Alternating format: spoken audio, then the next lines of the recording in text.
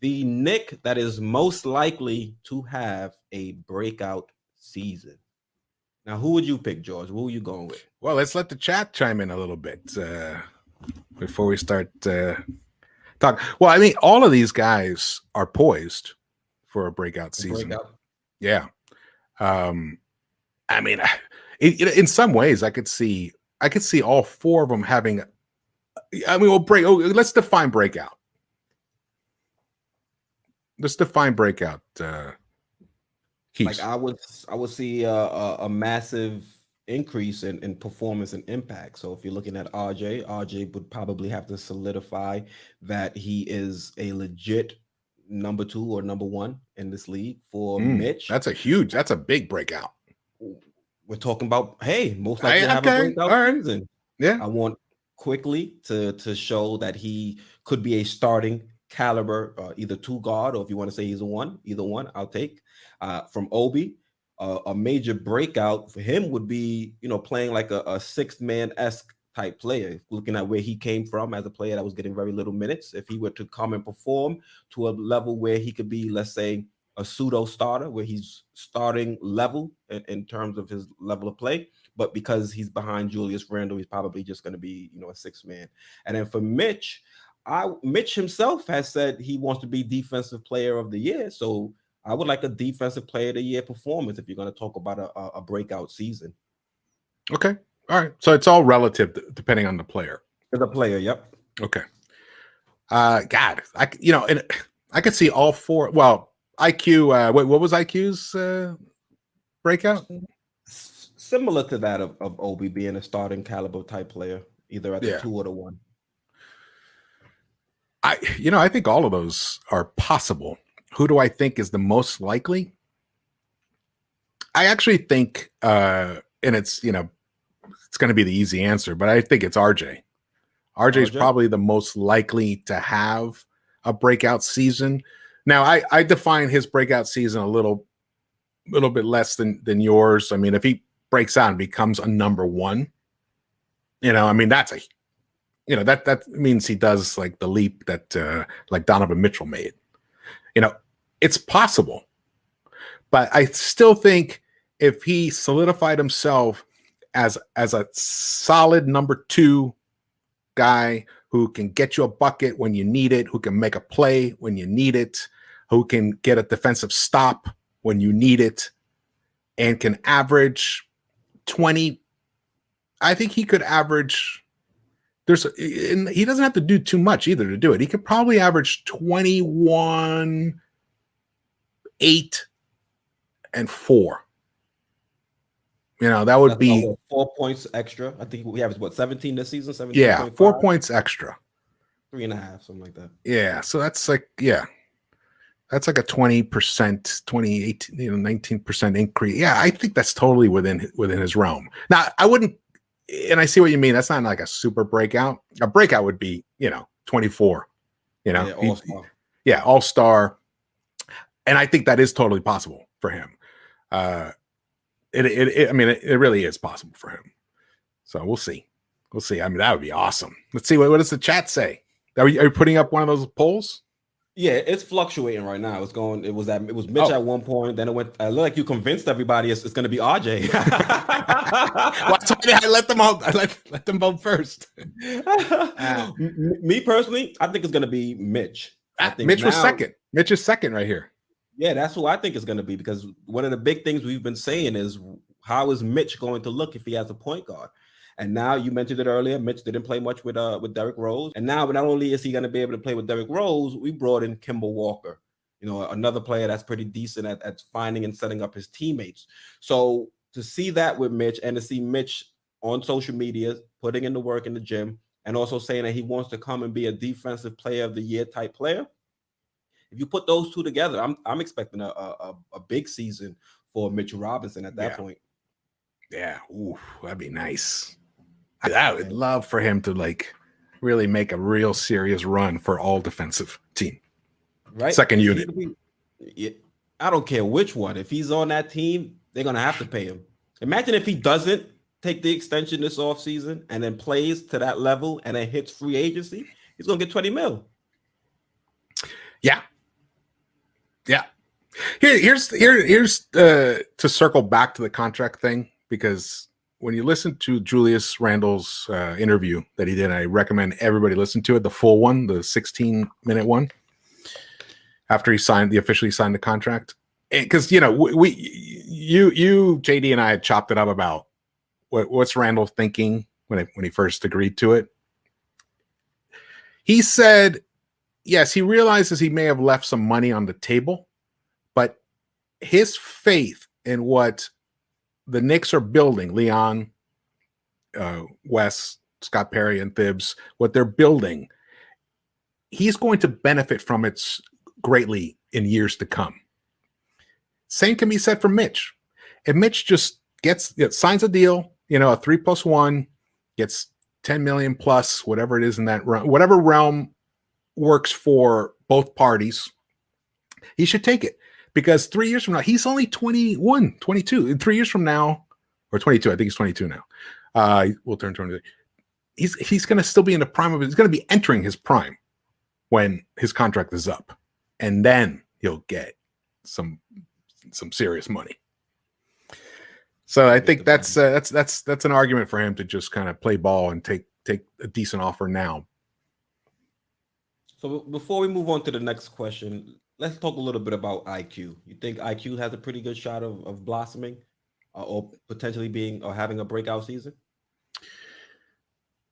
I think that I'm a little worried about IQ in the situation that he's in, because we have loaded up on guards, and we've loaded up on guards that can do what he was doing last season.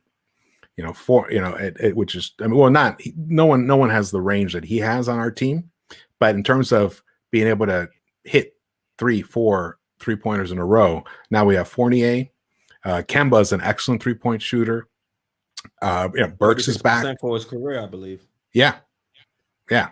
And now we've got Deuce. That dude can shoot. And then who actually may end up being the best 3-point shooter on the team is Quentin Grimes. And we haven't even talked about, we don't even know how many minutes he's going to get, so it's going to be interesting. I think if IQ, which is probably why Thibs and company wanted to see him run the point in Summer League, because they want to see if at times, there's going to be nights when here's what's going to happen probably. There's going to be nights when Kemba's going to be limited and Rose may not even be able to play at all. So who's going to be the point guard? Are you going to trust Deuce? I'm talking about Luka. It could be. Hey, that could be an argument why. That could be an argument why Luka could make the final team. We're talking about in October, November, and December. Those first 2.5 months, right? Are you going to trust Deuce? I mean Thibs. I mean, when I say you, I mean Thibs. So, but he's got trust in IQ. He knows what IQ is going to do. IQ doesn't turn the ball over. So if the situation presents itself where IQ gets some time, at the one, but he's primarily a combo. If he gets some time there and he plays efficiently, doesn't cough up the ball, gets his teammates involved, and still can hit that deadly 30-footer, then I think he was a chance to have that breakout season. But if he starts struggling, he starts pressing and starts thinking too much out on the court, kind of like what we saw in Summer League. What was it? I guess it was the first game in Summer League. He was a mess that first game, even though he did a nice job. He got the 7 or 8 assists or whatever. He wasn't an efficient player. But then when he got to relax in game 2, man, he just blew the doors open. I think that's when he scored 32, something like that. Right in that ballpark. Yeah, he's the one that I'm. Ironically, because I love IQ. I'm a big believer in him, but he's the one guy that I worry because of the situation that he's in, that he may not get the opportunity this season to really break out. Because you need time. If he doesn't have the opportunity to break out this season, I don't think it's going to present itself, because like you said, we're loaded in the backcourt and these guys are just going to get better. So if this isn't the season for him, he might be one of those trade pieces. Yeah. And I've talked about this as well. That's not a bad thing. you can only have 15 people on the team. If you want to improve your squad, you have to move pieces. And if your pieces don't have high value, then you're working from a weak standpoint. So that's why I do want to see IQ get some burn. I want to see IQ get burned. I want to see Obi get burned, because if they deliver, great. Then we're a stronger team.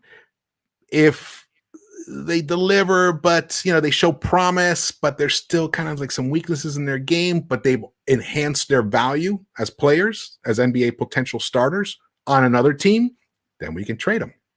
Mm-hmm. Yep. Win-win in that situation. It's a win-win. It's a win-win, but unlike what we've done with Knox, where you just bury the guy, and Frank, look what happened. They have zero value. We couldn't do any. These are two of our highest draft picks that we've had in the past 6 years. We can't do a thing with them in terms of using them as assets or even to play them. That was totally mismanaged. And we can't repeat that with IQ and Obi, and the same with Grimes and Deuce. Well, they were trending that way with Obi to start the season last year, but now that we're on Obi, what do you consider a breakout season for Obi? And do you think he'll be able to get one or have one? I do. I think I think it's going to be really hard to not keep Obi on the floor. Yeah, he made mistakes. He definitely did some weird things, trying to dunk from the free throw line, over 7 people. He thought he was in a dunk contest. Yeah. And sometimes I think, and maybe it's because he's pretty fast, actually. I think he moves faster. He can cover the court pretty quick, and sometimes he finds himself much further. Huh? His lateral movement is. Yeah, he has trouble with lateral movement, but his downhill, his north-south is. He's super fast, and I think he gets down the court so fast sometimes that he's under the he finds himself under the basket immediately, and then he's gotta adjust, and we've seen him hit the rim with the ball and kind of block himself a couple times, and it's part of not understanding where he is actually on the court, but that only comes with time. I think he'll make adjustments, because man, we saw some pretty moves from him. Saw some finger rolls, saw some nice hezzy moves. Some of those dunks he made. He is such a live body.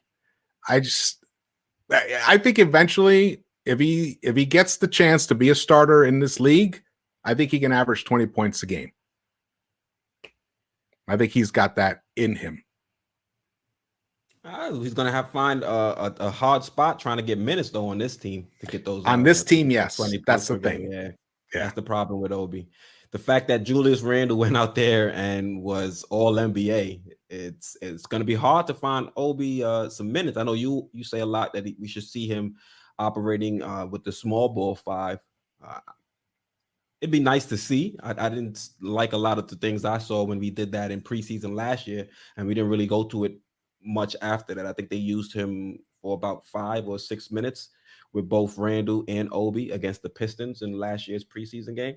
Yeah. So it's something that at this point, the Knicks have to at least try it, because we went and selected Obi with such a high draft pick, and to now have him being used, sparingly off the bench, it's going to be, it's a weird spot for him to be in. Luckily, he's been handling it with class.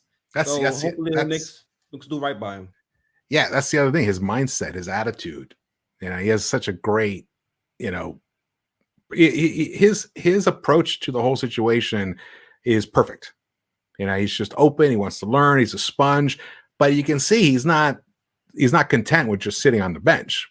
When he gets out there, he now tries to inflict his will upon the team, where in the past it was passive. Also, in the beginning of the season, his defense was just very, very poor, and if anything, he probably made the biggest strides defensively throughout the season. Bigger strides defensively throughout the season than he actually did offensively. So I think now Thibs might have some more confidence in using him on the court with Julius. We'll see. It'll be a fun season, but like we've been talking about all day, not all day, but all stream. Yeah. This team is deep from the 1 all the way to the 5. So Obi's going to have to compete in preseason if he's going to want some minutes. Yeah. Also, just want to talk to SV fam. Shout out to you guys. We currently have, it says 120 in chat.